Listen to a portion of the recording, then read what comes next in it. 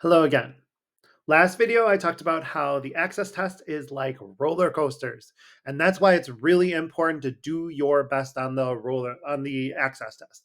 This one, I want to tell you on how the access test works. But first, I want to give you another example of how access test is like pants. Now, wait, you're like, where are you going with this? Imagine there's a computer that automatically sends you pants as it measures how tall you are. When you grow taller, awesome, new pants get sent to your door.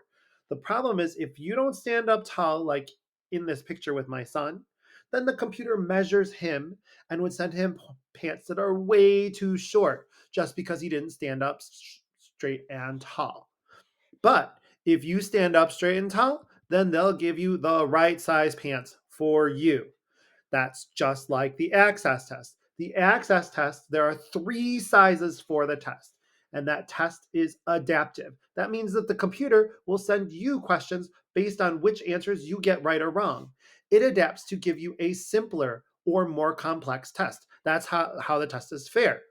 Students who know very little English get a simpler test, like this one here. It just gives you one or two sentences, one or two sentence answers. Students who've grown up all their lives in the US get a little more complex test, like this one here.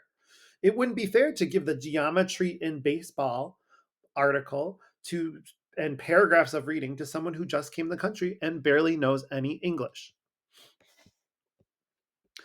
The computer knows how to do this based on the reading and listening tests. So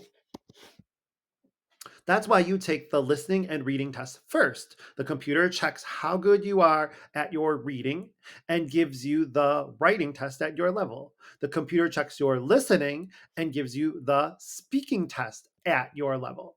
And it's important to get the level test because of each highest score is different, kind of like small, medium, and large cups. So think of the test and the three levels as three different size cups. The highest score for each one is based on how big the cup is. If you get a 16-ounce cup,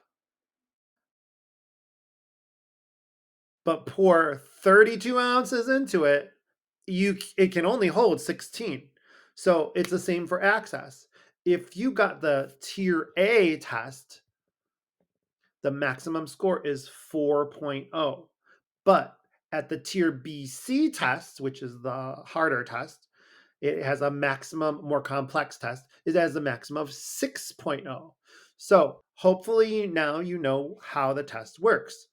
We want you to try hard on the reading and listening test so you can unlock those supersized cups. The next video is going to give you some tips on how to take the test. So do your best. And a special thanks to people at Slides Carnival for making this beautiful slides presentation.